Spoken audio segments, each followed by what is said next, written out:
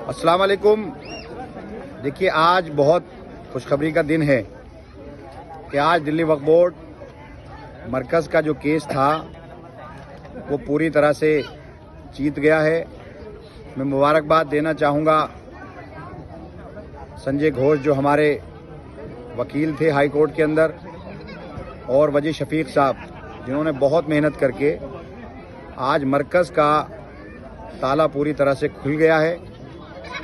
आज high court के जज साहब ने कहा कि आपने जिन लोगों से चाबी दी थी, केंद्र सरकार से कहा कि जिन लोगों से आपने चाबी ली थी उनको बगैर किसी शर्त के जो आप अंडरटेकिंग लेना चाहें वो लेकर के उनको चाबी सौंप दो।